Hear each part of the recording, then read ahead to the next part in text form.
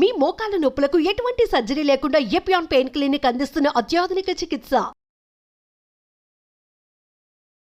పన్నీర్ లో కూడా కల్తీ ఉందని చెప్పి ఈ మధ్య స్టడీస్ బయటపడ్డాయి. అంటే paneer is not actually paneer, దానిలో ఏదో కలుపుతున్నారు. అంటే actually anything that is process, మనం హోమ్ మేడ్ ఆర్గానిక్ ఫుడ్ చాలా మంచిది. We are going away from that. తప్పది. సపోజ్ మనం మార్కెట్ కి వెళ్ళి వెజిటబుల్స్ కొన్నాం, ఇది కొన్నాం, ఎగ్స్ కొన్నాం, ఇంట్లో చేసుకోవచ్చు కదా. ఆ సేమ్ థింగ్ మీ ప్యాకేజ్ దాంట్లో తీసుకున్నాం అనుకోండి, ప్యాక్డ్ ఫుడ్ లో ఈ నూడిల్స్ కానీ వర్స్ట్ నూడిల్స్ దాంట్లో కార్బ్స్ ఎక్కువ ఉంటాయి, ప్రాసెస్డ్. ఈ ప్రాసెస్ ఫుడ్ లో ఏమంటే అల్ట్రా ప్రాసెస్డ్ అంటాం. Now in western countries they are called ultra process people. అంటే ఉట్టి అదే తింటారు మన అల్ట్రా.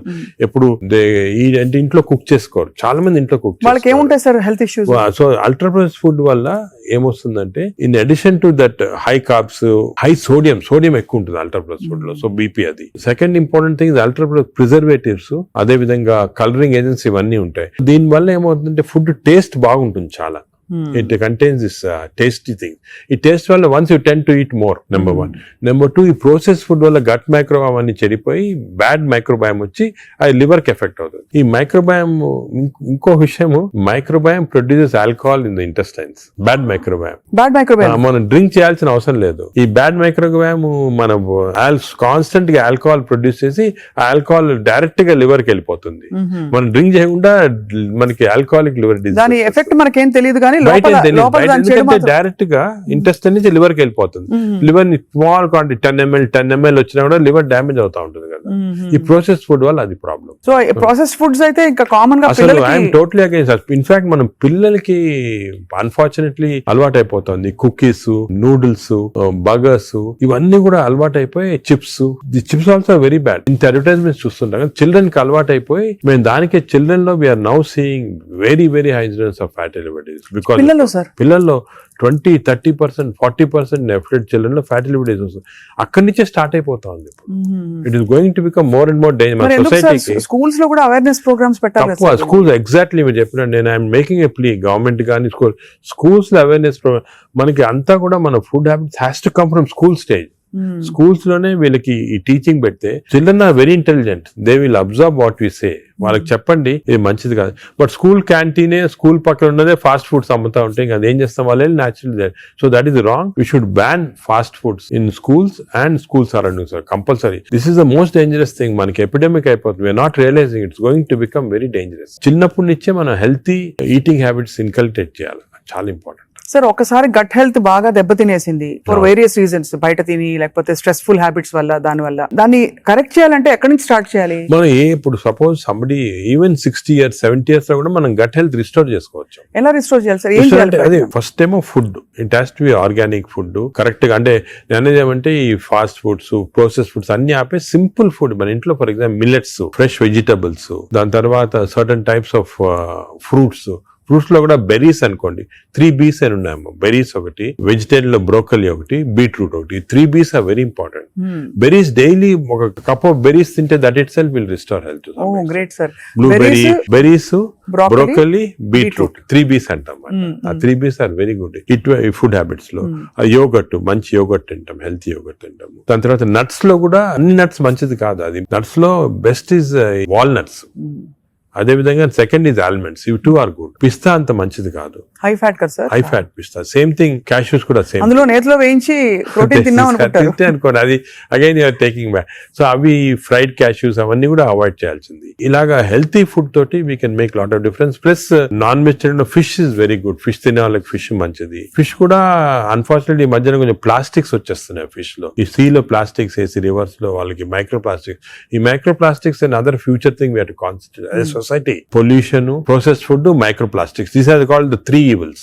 ఈ 3 evils వల్ల మనం అన్ఫార్చునేట్లీ ఎంత హెల్త్ మెయింటైన్ చేయాలంటే కూడా మన society is not giving us the opportunity. అంటే బయటకు వెళ్తే సరే వాళ్ళు హైదరాబాద్ లో ఎన్ని రెస్టారెంట్స్ ఉన్నాయి సార్, ఇంకా అపిటైట్ ఉంది.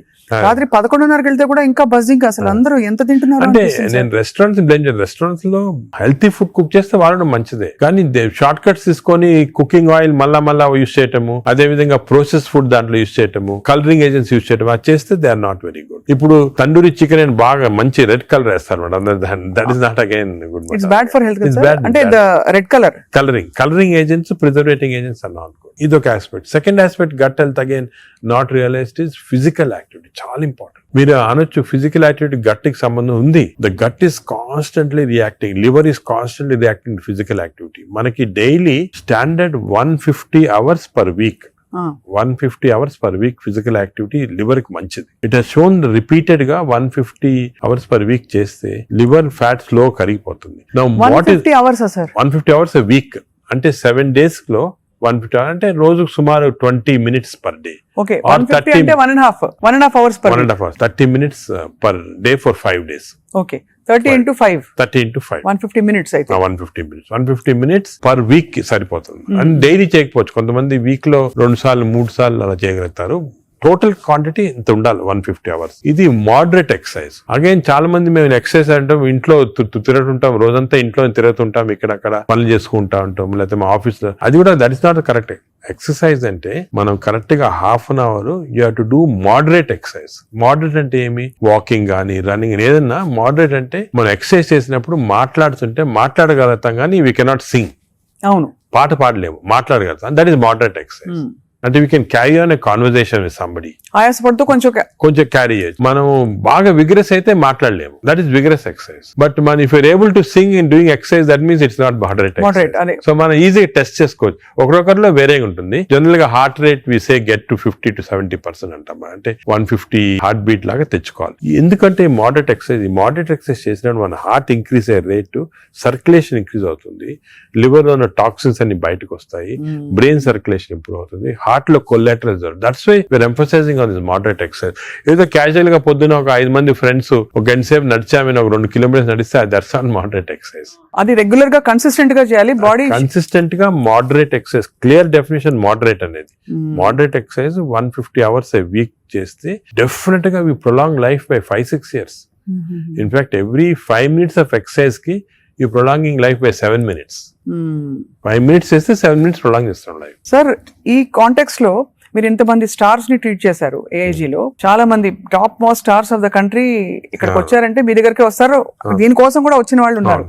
వాళ్ళలో మీరు నోటీస్ చేసిన హెల్దీ హ్యాబిట్స్ ఏంటి సార్? అమితాబ్ బచ్చన్ గారు చాలా మంది వచ్చారు కదా సార్. చాలా నేను నోటీస్ చేసానంటే, ఒకటి ఓల్డ్ స్టార్స్, కొత్త స్టార్స్. వాళ్ళని కూడా ఓల్డ్ స్టార్స్ కూడా చాలా మందిని ఐ టు ట్రీట్. అండ్ ఇప్పుడు కూడా కొంతమంది వస్తుంటారు. Old stars, new stars difference ఏమంటే, ఈ కొత్త generation they are very health conscious.